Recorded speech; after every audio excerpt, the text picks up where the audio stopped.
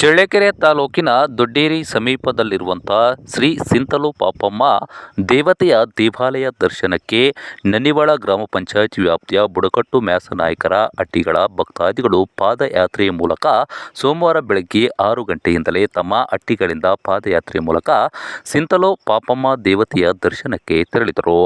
ಬುಡಕಟ್ಟು ಮ್ಯಾಸನಾಯಕರು ವಿಶೇಷವಾಗಿ ಚಳ್ಳಕೆರೆ ನಗರದ ಶ್ರೀ ವೀರಭದ್ರ ಸ್ವಾಮಿ ರಥೋತ್ಸವದ ಅಂದೇ ಸಿಂತಲು ಪಾಪಮ್ಮ ದೇವತೆಯ ದರ್ಶನಕ್ಕೆ ತೆರಳುವುದು ವಿಶೇಷವಾಗಿದ್ದು, ಇನ್ನು ಸೋಮವಾರ ಬೆಳಗ್ಗೆ ತಮ್ಮ ಬುಡಕಟ್ಟು ಮ್ಯಾಸನಾಯಕರ ಹಟ್ಟಿಗಳಿಂದ ಪಾದಯಾತ್ರೆ ಮೂಲಕ ಶ್ರೀ ಸಿಂತಲು ಪಾಪಮ್ಮ ದೇವತೆಯ ದೇವಾಲಯ ದರ್ಶನಕ್ಕೆ ತೆರಳಿರುವುದು ವಿಶೇಷವಾಗಿ ಕಂಡುಬಂತು.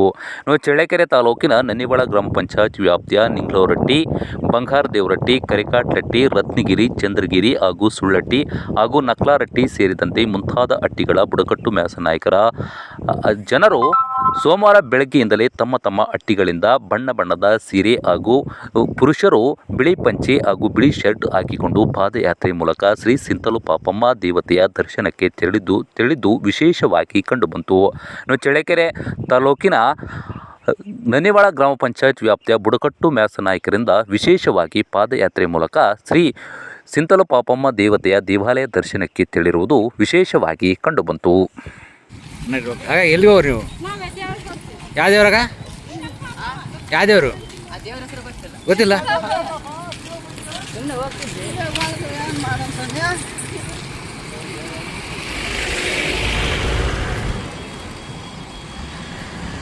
ಅಣ್ಣ ಯಾವ ಊರಲ್ಲ? ಯಾವ ಊರವರು? ಹಾಂ ಹಾಂ